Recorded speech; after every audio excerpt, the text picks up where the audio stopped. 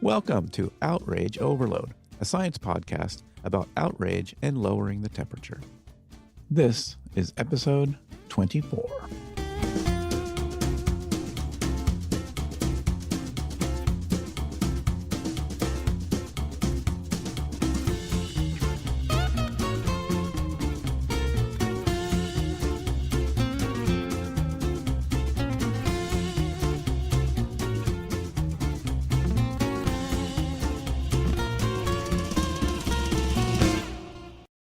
The media, the Democrats, and even many Republicans have failed to appreciate the anger against the establishment that led to Trump's election, the subsequent violence, and why he remains a serious contender for president despite numerous felony indictments.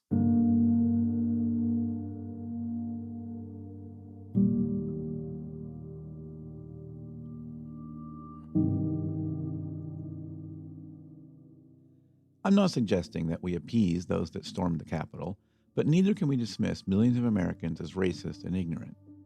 Some of them are our neighbors, friends, and family members.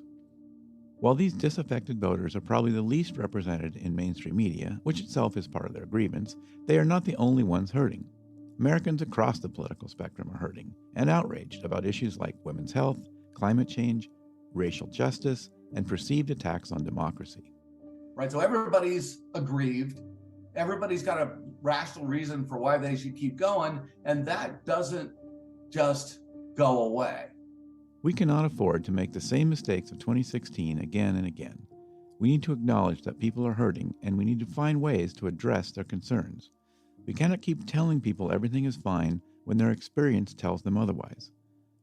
We need to face the reality of our situation, and we need to find a way to move forward together. And that's what we're going to talk about on this episode of the Outrage Overload podcast. I'm your host, David Beckemeyer, and our guest for this episode is psychotherapist and author Phyllis Leavitt. I think we have to be able to ask for help. The escalation in mass murders and racial discrimination and the poverty level, the gap between the rich and the poor, there are so many things that are saying we need help. There's people here, masses of people, not just a few people, but masses of people are suffering.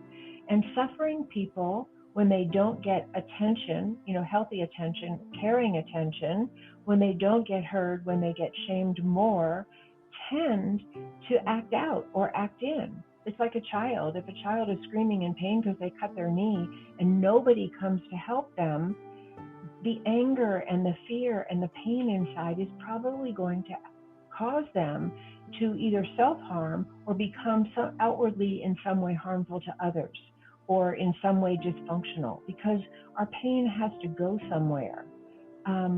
So I think we have to look at the big picture of what's impacting a lot of people, and as a country even say, we need help. We need help.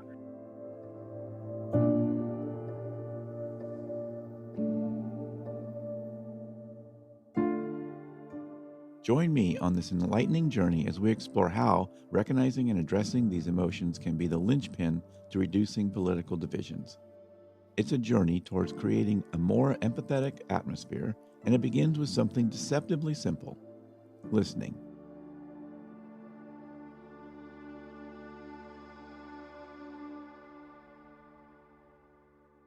Yeah, so thanks for coming on the show, Phyllis. I really appreciate you making the time. Yeah, and I really appreciate you inviting me. So thank you so much. Yeah, so we've talked a little bit about sort of the podcast and what we're doing here, and you've talked a bit about some of the same issues with polarization and some of these other things. And a theme I often hear is kind of like, we're, it's almost like the country is in a toxic marriage kind of thing. It's like we are definitely, this animosity has gotten so high, and we're just ready to fight all the time. In that lens, can you tell us a little bit about what you've discovered? Yeah, I mean, I think one of the things I would start by saying is that psychotherapy and psychology actually are nonpartisan. It may not appear that way, but they are. But but it is. And in that sense, it's a really wonderful bridge. It can provide a really wonderful bridge between opposing views if we allow ourselves to, use the gifts of psychotherapy. But that being said, what I would say is that people come to therapy to get out of the wars that they're in, whether it's a war with themselves or their partner or their children or their employer or something in their environment. We come to therapy to alleviate the pain and the stress of animosity, hostility, broken connection, lack of belonging, lack of love. Those are the reasons why people come to therapy. And so the gifts of therapy are really on an individual level that we help people find better ways to communicate and to relate and to alleviate that pain. And as you're saying, what we see in our country is so much divisiveness and so much animosity and so much of a willingness and almost desire to fight, that the tools that I have found and the experience that I've had as a psychotherapist, if we could understand that we could actually bring those to ourselves as a country, we could begin to heal some of these divides. My understanding from all the work that I've done is that we're actually all affected by it, and certainly some people more than others.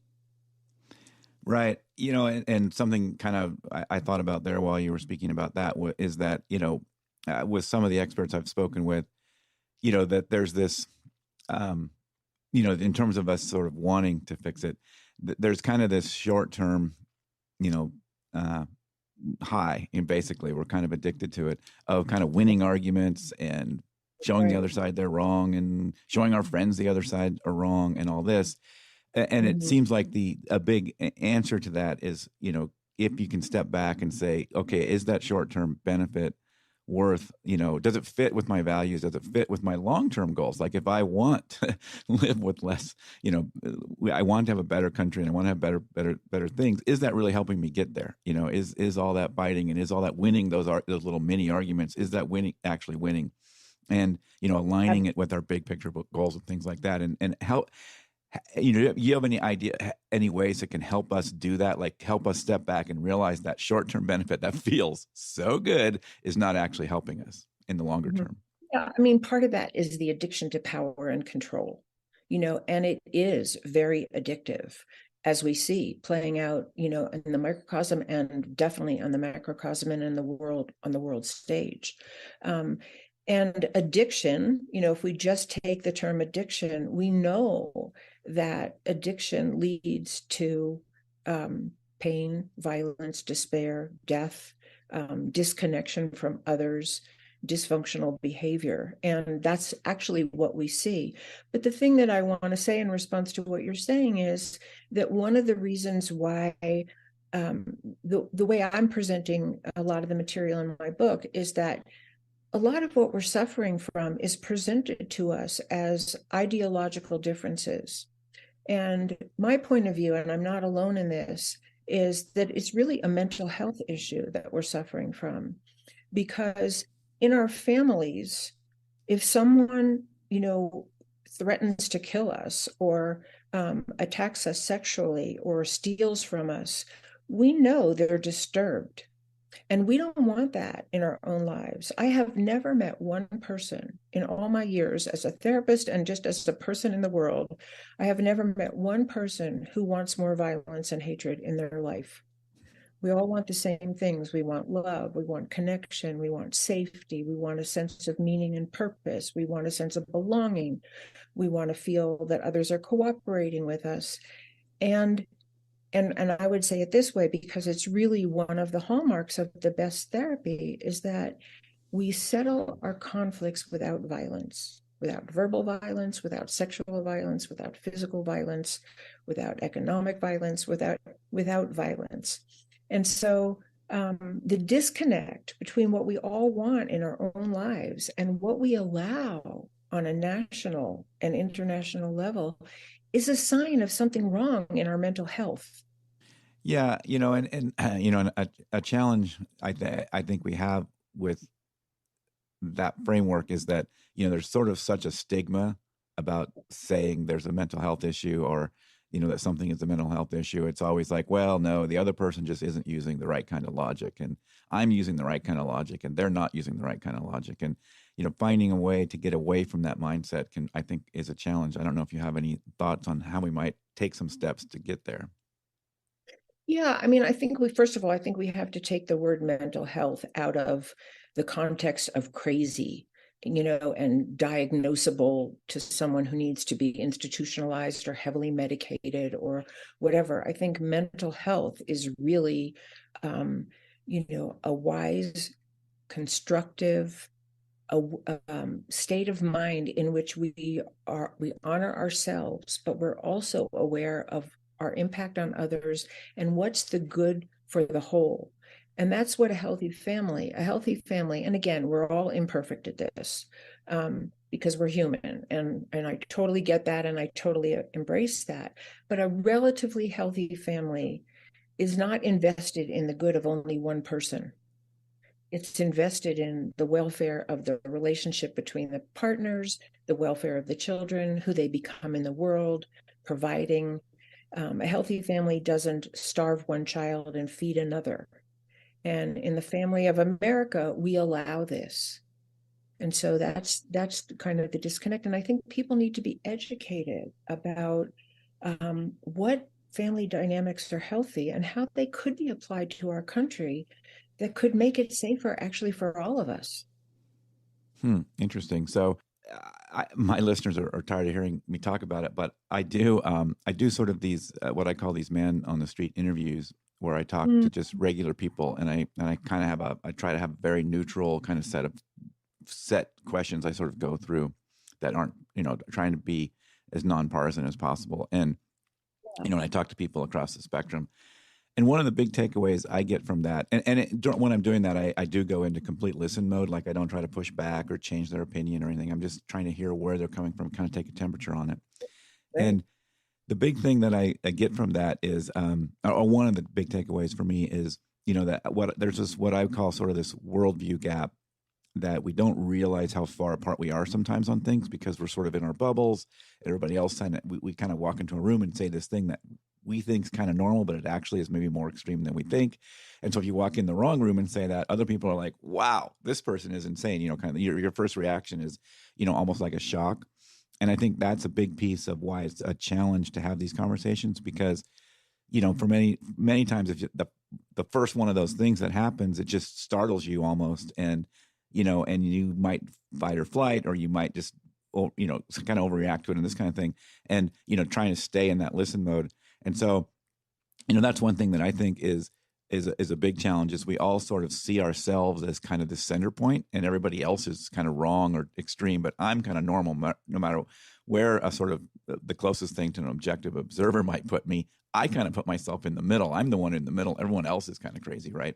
And that's I think that's a big problem that you have to, and I've talked about it kind of like in the sense of inoculation, right? If you're going to go into a conversation, you have to be sort of prepared for that, and just realize that you are going to have to put a lot of energy in the listening side. And, and people always ask me, and I don't know, I'm not really an expert, but what from I've, sort of learned, I always tell people, well, the first thing to do is the first conversation, don't talk, or, don't try to change anybody's mind, at least.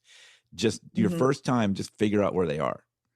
And then if you want to start saying, well, on these three things, I care enough, I want to push back, or whatever, then maybe you go have that pushback conversation. But it's like the first time, don't even try to push back. Like, just hear where they're at and spend some time just doing that. Right. And then I think there's a third alternative. I totally agree with you. I think the deep listening is the beginning. It's because there's no openness without some deep listening. But I think the third alternative is not pushback, but maybe inquiry. Like, right. How did you come to that? Who modeled that for you? What's your experience with that? Because in therapy, that's what we do. When someone comes in with a block or a stress, or they're isolated, or they're not able to thrive in their pursuits of their business or their art or whatever, we kind of go back. We look, what were the formative influences? How did you come to the coping mechanisms that you're employing now? And if they're not working, what's fueling them that makes it hard for you to choose something else? I mean, there's 100 questions I could say right now. So we really dig deep with like empathic listening.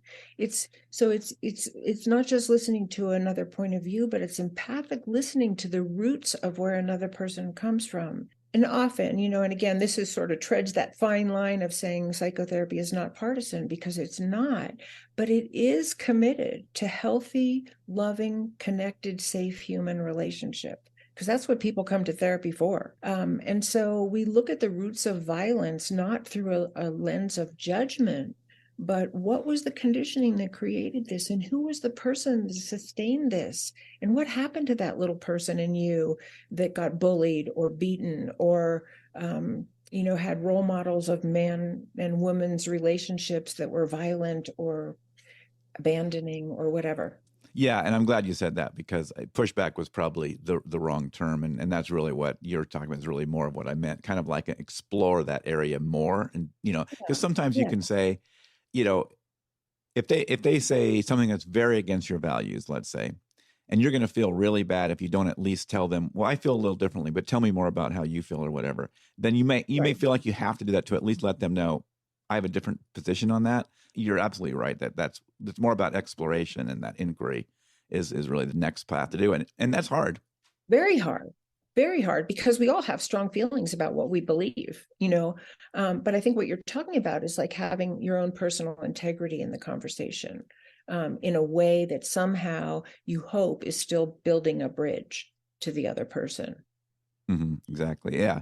I'm glad you also mentioned that it was difficult earlier, because I wanted to kind of circle back to that, because I think everybody's kind of looking for, well, give me the magic recipe that I can just do this quick thing and I'll get them to think the right way, because they don't think the right way now, and I want them to think the right way. So what's the secret to get them to think the right way? Well, we know that the secret is not shaming, blaming, and assaulting. We know that, or at Right. least we've come to that conclusion, at least on the one-on-one. But yeah, and one of the things that is really clear to me from having written this book is that it's actually harder to repair human relations than it is to wage war. It's really easy to fly off the handle. It's really easy to fight. There's just such an impulse of defend, protect, assert. But actually sitting down and committing to the elements that would create peace and reconciliation and reconnection is really hard work. So when people, have an idea sometimes, and this goes along with some of our prejudices about mental health, that therapy is for, the weak or whatever, it's not true. It's some of the hardest work that a human being can do, which is to really tolerate distress and not act out. Yeah, absolutely. Yeah, and then there is that stigma, and like you said, and this feeling of you're weak if you have to, do that. And it's like, yeah, it's too bad that that's out there. Yeah, and that's part of, the education process. It's all part of what I'm committed to in the book that I've written, that I really want the man on the street to understand some of the principles of mental health, I'll find a new word, health and well-being, peace and love and connection and cooperation, that are not widely talked about. And they're, psychology is not a subject taught as just a matter of course in our schools. I think it's becoming more so. But we just really need to educate ourselves as an entire population, not just the few people who are lucky enough to come to therapy. Yeah, and I mean, I'm coming to the position that, like, we talk about news literacy and having an educated populace about the facts and about, I also think we need an educated populace about mental health and some of the psychology. Absolutely, 100%. I mean, 100%. And even if they have to kind of call it something else because of a stigma, I feel like, we're never going to get there if we don't understand some of these things about ourselves. We won't. And, and I think another thing that I am very aware of as a therapist is that usually what brings people to therapy, I would say 99% of people that come to therapy are in pain. The pain has to be bad enough that they actually want help from an outside source. And a lot of people come to therapy who wouldn't have come to therapy had they not been in enough pain that they really didn't know where else to turn. And so in that sense, and this maybe sound counterintuitive, but I think as a country, we sort of need to feel our pain to get on the road to some kind of recovery and repair and reconnection with one another. There was one day when I was working on my manuscript for my book, and across the top of my computer flashed another mass shooting, right at that moment. And it's just, I think we need to feel the pain of that to say, what do we want to do for the family of America and every family in America to stop this? And one thing that kind of touched or that rang with me was, a lot of the research I've looked at is this is part of the problem, that we've become so focused on identifying as something else. I'm red, I'm blue, I'm this, I'm liberal, I'm conservative, I'm something else. And it's very hard. We don't have that superordinate identity as an American. And, so I'm hoping, how do we get that back? Like, how do we remember we're actually Americans and we're citizens of the world and that kind of stuff? Yeah. Well, I use the family model to talk about that because I think it makes sense to a lot of people. Like in a family, you could say, I'm a Leavitt or I'm a this, I'm that. This was my family. And in a relatively healthy family, there's a balance between what's good for the individual, what supports the individual's welfare and growth and full expression and maybe movement into constructive adulthood, and what's good for the family as a whole. There's a balance between the part and the whole. And that's what I think is missing in our country, even that awareness that there is an America, and there's all these different states, there's different nationalities, there's people that came from different parts of the world and settled here at different times in history, there's different races, there's different genders, there's different religions, and we all want some piece of our own individuality and integrity to be respected within some context of the family of America, just like in an individual family. One kid may be, a brainiac, and another a sports or withdrawn, or, one's really outgoing, one's really introverted. And you kind of look at what's good for everybody that also keeps the family from exploding or imploding, right? So that's how I think of us. And there's a wonderful word for what I'm talking about that I really like, and it's called sovereign unity. So we maintain our individuality and the respect for other people's individuality while we have a sense of the whole. And I think, that might have been one of the original ideas of our country with the states and states' rights. But I think we've lost that sense of how to actually make it work. And it's hard work. Like I said, it's much easier to fight and dominate. It really is. Yeah. And there's also, as you mentioned before, there's sort of a lot of people kind of encouraging the fighting, whether it's social media companies and everybody else, that, Right. that it's an uphill battle a little bit to go out of that mode. And because, if you want the attention, you become one of those fighters and you get all the attention. And if you're trying to do something else, it's like, no, that guy's boring. So from the bottom up, the healthier we become as individuals, the more we work with our own wounds, the more we make our families healthy, the more we raise relatively healthy children. Hopefully, the more we will empower people who have those kinds of values. But I think the work is from the top up and the bottom up and the top down, and lots of education in between. Mm-hmm. Yeah, it's definitely, I think we can't expect our leaders to sort of fix this for us. It's definitely got a bottom up factor to it. Yeah. Yeah.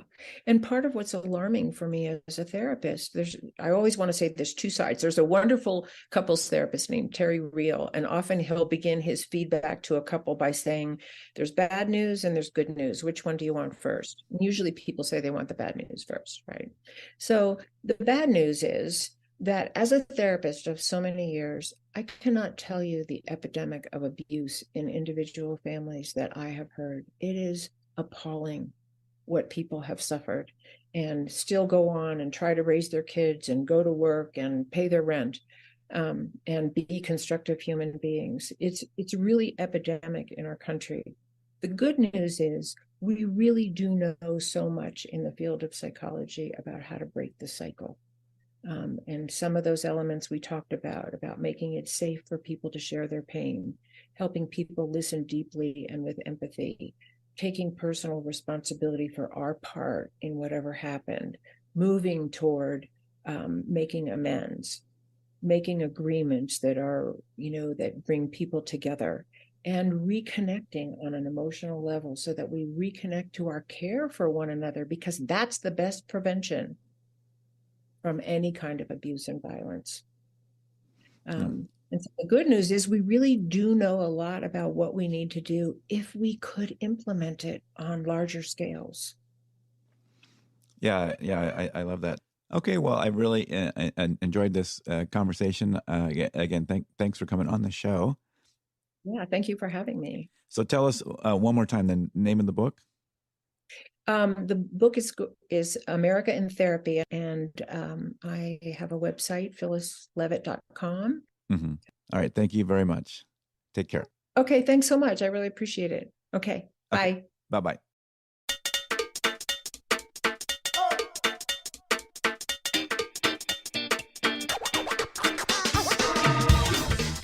That is it for this episode of the Outrage Overload podcast. For links to everything we talked about on this episode, go to outrageoverload.net. Before you leave, let me tell you about our Facebook group. Join in to connect with like-minded listeners, discuss the show, and shape its future. Share your thoughts on outrages, give us feedback, suggest guests, and be part of a growing community. Visit outrageoverload.net/join. And contact me on Twitter or Instagram @MrBlog and just say hi. Thanks for listening, and remember, together we can lower the temperature.